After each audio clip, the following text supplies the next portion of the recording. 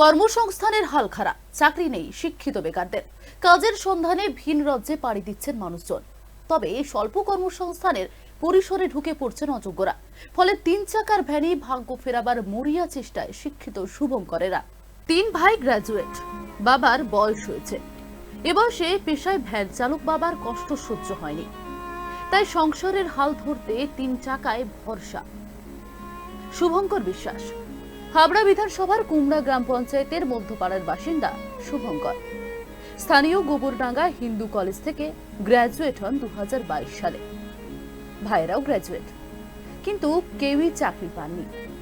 Van চালিয়েই সংসার চালান শুভঙ্করের বাবা গোবিন্দ বিশ্বাস। কিন্তু বয়সের কারণে বেশ কষ্ট হয় বাবার, আর এই ভেবেই আপাতত বাবার পেশায় মনোনিবেশ করেছেন মধ্যপাড়ার যুবক শুভঙ্কর। তবে সংসারে আয়ের যোগানের পাশাপাশি সে পড়াশোনাও চালিয়ে যাচ্ছে। চাকরির চেষ্টাও চলছে নিয়ম করে। তবে সকাল বিকেল অক্লান্ত পরিশ্রমের মধ্যেও সুর সঙ্গীতেও চর্চা করেন শুভঙ্কর। তাতে নিয়মিত গানের অনুশীলন হয়, মনের দুঃখ যন্ত্রণাও ভুলে থাকা যায়। ভ্যান চালাতে এই কারণের জন্য হয় বাবাকে হেল্প করার জন্য, আর দুবার চাকরি পরীক্ষা দিয়েছিলাম, চাকরি মেলেনি। তার জন্য লকডাউনে ফর্ম ফিল আপ করেছিলাম, তখন ক্যান্সেল হয়ে গেছে। এর জন্যই ভ্যান চালাতে হচ্ছে এখন। সংসারের হাল ধরতে। হ্যাঁ, সংসারে হাল ধরার জন্য। হ্যাঁ, এখনও চাকরির জন্য চেষ্টা করছি। বাড়িতে কে কে রয়েছে? বাড়িতে 3 ভাই, বাবা আর মা, আর কেউ নেই।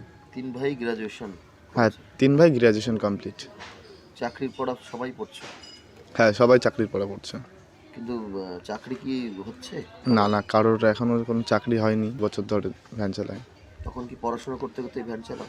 পড়াশোনা করতে করতে ভ্যান চালিয়েছি আমি। মানে যদি চাকরি না হয় তাহলে কি এটাই পেশা থাকবে? চাকরি না হলে তো এটাই পেশা না, ভ্যান চালাবো না অন্য কিছু করব, অন্য দিকে যাব, ভ্যান চালাবো না। কোনো কি চেষ্টা করছো কোনো দিকে যাওয়ার? চাকরি ডিফেন্সের লাইনে আর পুলিশ লাইনে চেষ্টা করছি এখন।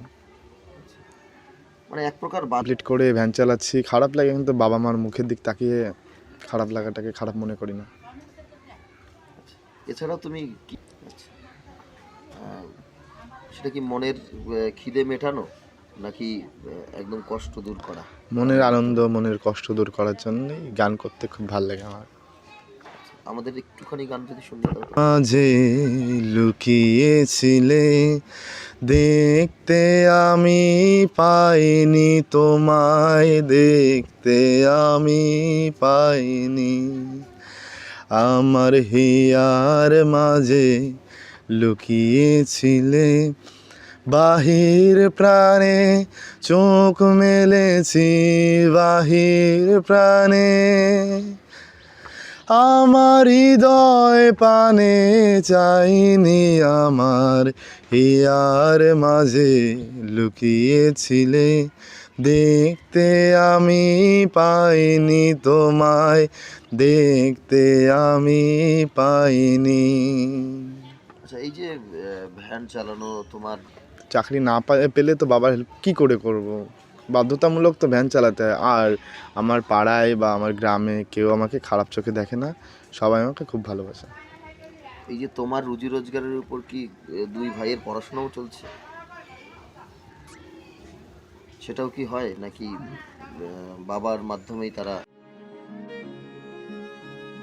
রাজ্যে চাকরির পরিবেশ পরিস্থিতি সন্তোষজনক নয়। চাকরির চিন্তায় দিন কাটছে শিক্ষিত বেকারদের। কিন্তু এসবের মধ্যেও যোগ্যদের বঞ্চিত করে ফাঁক ফোকর গলে অযোগ্যদের নিয়োগ চলছে পুরো দমে। ফলে ভবিষ্যৎ নিয়ে দুশ্চিন্তা বাড়াচ্ছে শুভঙ্কর সহ তার পরিবারের লোকজনদের। শিক্ষিত ছেলেকে ভ্যান চালাতে দেখে কষ্ট হয় বাবা মায়ের, কিন্তু উপায় নেই। সেক্ষেত্রে কলকাতায় চাকরির দাবিতে আন্দোলনকারীদের প্রতি সমর্থনের পাশাপাশি রাজ্যে সুস্থ কর্মসংস্থানের পরিবেশ ফিরিয়ে আনার দাবিতে আবেদন চালিয়েছেন শুভঙ্কর সহ তার বাবা মা। যোগ্যতা নেই তাদের চাকরি হচ্ছে, যাদের যোগ্যতা আছে তাদের চাকরি হচ্ছে না। আমি সরকারকে এইটুকুই বলবো যে এটাকে একটু দেখা হোক, যাদের যোগ্যতা আছে তারাই যেন চাকরি পাক। আর আমাদের মতন যেসব বেকার ছেলে ঘুরে বেড়াচ্ছে রাস্তাঘাটে, তাদের জন্য তাদের প্রাপ্যটুক বুঝে পাক, এটুকুই চাই, করি সমর্থন। কারণ তাদের যোগ্য চাকরি তারা পাচ্ছে না, খারাপ লাগে, কিন্তু এই বিষয়টা সরকারের একটু দেখা উচিত। কবে থেকে তুমি যাদের যোগ্যতা আছে তারাই যেন একটু চাকরি পায়, আর এই বিষয়টাকে নিয়ে একটু দেখা হোক যে যেসব বেকার ছেলেরা বিএ কমপ্লিট করে যারা রাস্তায় রাস্তায় ঘুরে বেড়াচ্ছে, তাদের জন্য চিন্তা ভাবনা করা? হ্যাঁ, তাদের জন্য একটু চিন্তা ভাবনা করা হোক। কি নাম তোমার? শুভঙ্কর বিশ্বাস। প্রথম হচ্ছে যখনই আমার ছেলেরা গ্র্যাজুয়েট পাস কমপ্লিট করে তখনই তো লকডাউন শুরু হয়ে গেল। তারপরে তো এই আজ গত কয়েক বছর হলো তাদের চাকরির কোনো ব্যবস্থা হচ্ছে না। যেমন ছোটোটা করলো, মেজোটা তো এই যে যা হোক কষ্ট করে ভ্যান চালাই করে সে করে পড়াশোনাটা ওর ভ্যান চালাই চলে, আমি কোনো পয়সা ওর মানে সাহায্য করতে পারি না। তবুও মোটামুটি ওর নিজের ক্ষমতায় ও আজকে পড়াশোনা চালাইয়ে ভ্যান চালাইয়ে যেভাবেই হোক গ্র্যাজুয়েট কমপ্লিট করেছে।